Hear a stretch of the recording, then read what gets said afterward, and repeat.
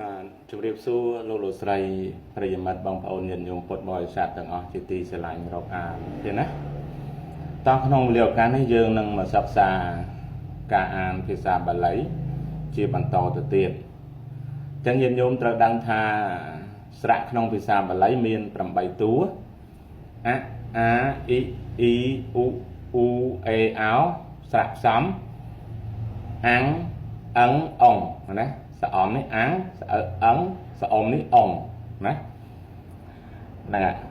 មានតែប៉ុណ្្នឹងឯងស្រៈណាមានតែប៉ុណ្្នឹងឯងទេណាអញ្ចឹងស្រៈញាតិញោមត្រូវដឹងថាវាធ្វើការអីណាបាលីថាសារៈខ្មែរយើងថាស្រៈ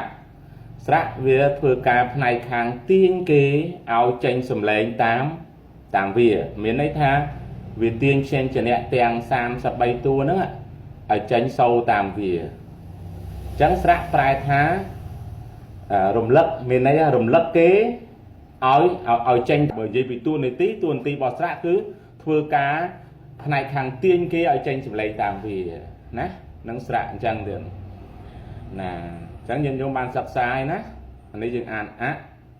អាអ៊ីអ៊ីអ៊ូអ៊ូអេអោអាំងអឹងអងឃើញទេនឹងអក្សរភាសាបាលីមានប៉ុណ្ណឹងឯងក្រៅពីនោះវាមកផ្សំជាមួយពួកយើងដដែលទេណាមានតែប៉ុណ្ណឹងទេហើយផ្សេងជាអ្នកក្នុងភាសាបាលីក៏មានតែ33តួដូចយើងដែរដោយអ្នកប្រាជ្ញទាំងឡាយលោករៀបចំផ្សេងជាអ្នកក្នុងភាសាបាលីឲ្យស្មើនឹងភាសាខ្មែរហើយអានបានចំណាំកើតប្រែរួចដូចចឹងអញ្ចឹងភាសាបាលីញាតិញោមត្រូវដឹងថាការអានរបស់វាគឺអានឲ្យអស់អត់ទុកទេណាអត់ទុកទេលើកលែងតែវាតម្រួតគឺយើងប្រកបផ្ដាច់តែបើសិនជារាយយើងអានឲ្យអស់ឧទាហរណ៍ឥឡូវខ្ញុំយកធរយោសន្និសនាមួយមកឧទាហរណ៍វរៈពោធិមូលេណាវើរើពោណាពោធិមូមូមិនមូណានេះណាយើងឃើញណាដាក់មកខាងនេះតិចវរៈពោណាយើងអត់អានវើរើណាឬក៏អានវើឲ្យបាត់រើណាអានវរៈពោធិមូលេឃើញទេអានចឹងណាវរៈពោធិមូលេណាបើគេអ្នកចេះតែមកគេវេចេះវរៈហ្នឹងភាសាពោធិហ្នឹងដើមពោទេណាពោធិកន្លែងហ្នឹងដើមពោអាស្អែកស្គួតដើរតាមគេដល់មូលេហ្នឹងឬគុលវរៈពោធិមូលេប្រែថានៅគុលពោធិព្រឹកដល់ប្រសើរអាហ្នឹងមកយើងប្រែអញ្ចឹងណាប៉ុន្តែខ្ញុំអត់និយាយអញ្ចឹងខ្ញុំចង់និយាយប្រាប់ញាតិញោមថាភាសាបាលីគឺយើងអានធ្វើម៉េចអត់ឲ្យសល់ទេណាវរៈពោធិមូលេឃើញទេនឹងអញ្ចឹងណាទៀតអត់ប្រវត្តិទេណារៀនតែមួយរយៈចេះអានណាឥឡូវខ្ញុំឧទាហរណ៍ស្រៈខាងលើម្ដងបន្ទូឲ្យតើវាម៉េចណាហ្នឹងហើយឥឡូវដល់អណាអញាតិញោមដើរលឺក្នុងភាសាបាលីប្រើអទេណាអហៅសេណាហេហៅសេហៅសេនេះអអនេះថ្ងៃនេះឃើញអរឿងអីចេះអានអនេះហដល់ស្អោហៅដូចតែខ្មែរដែរសស្អីសេដូចតែខ្មែរដែរកនឹងមើជើងមើដូចតែខ្មែរដែរឃើញទេ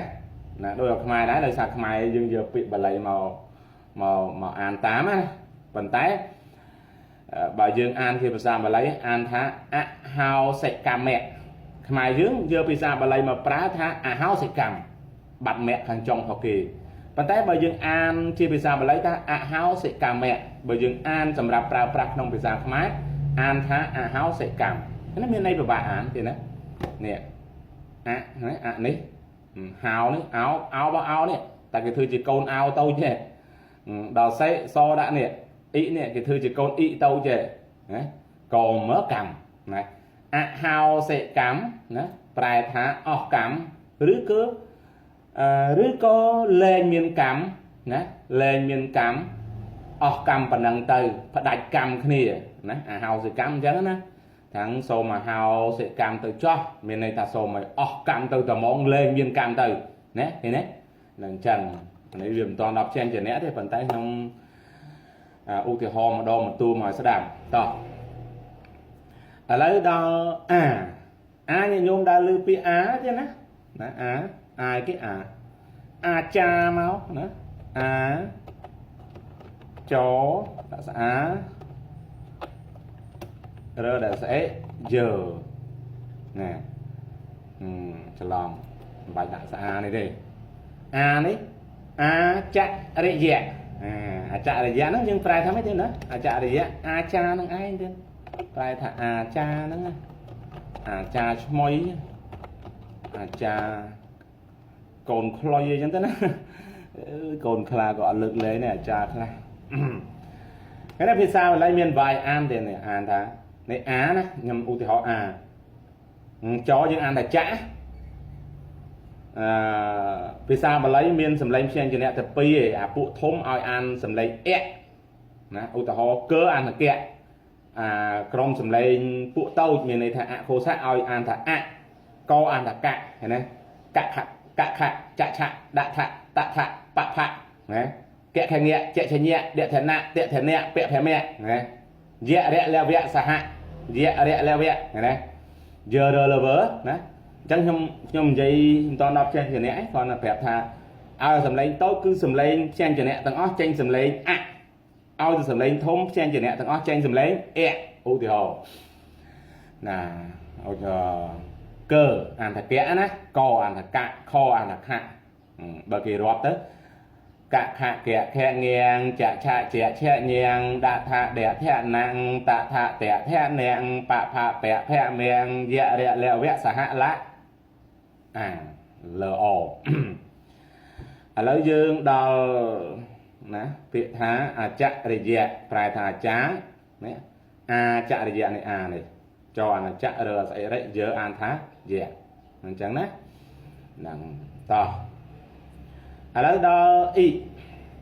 ខ្ញុំនិយាយតែ10នាទីដោយសារថា TikTok គេឲ្យប៉ុណ្ណឹងឥឡូវយើងហៅសិកម្មអាចារ្យអ៊ីតអ៊ីបាក់អីអ៊ីមានអីបាក់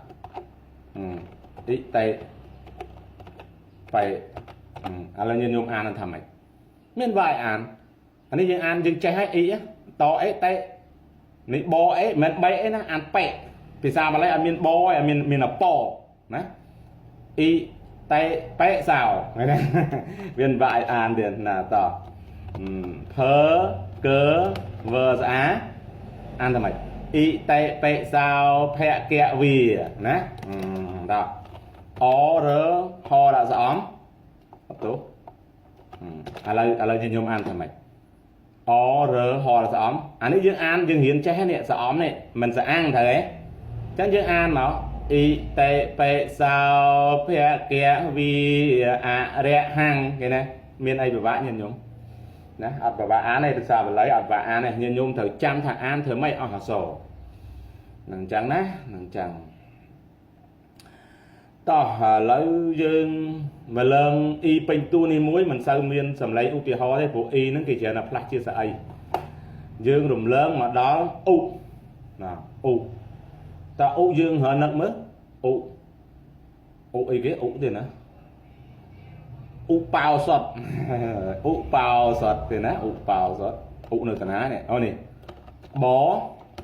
ដាក់ណាសថណាអញ្ចឹងអត់មានអានឧបោទេណាអានឧបោព្រោះភាសាបាលីអត់មានបមានអពមានអបមានអបៈទេណាអញ្ចឹងខ្ញុំអានមកអានេះឧខ្ញុំចេះនេះឧបោសថៈឃើញទេបាលីអត់ផ្ដាច់ទេតែអានឧបោសុតដាច់ថគេមួយអញ្ចឹងបាលីអានថាឧបោសថៈប្រែថាឧបោសុតណាប្រែថាឧបោសុតណានឹងអញ្ចឹងហ្នឹងខ្ញុំបរៀនមកប៉ុណ្ណឹងហើយចប់ប៉ុណ្ណឹងជូនពរសុខចម្រើន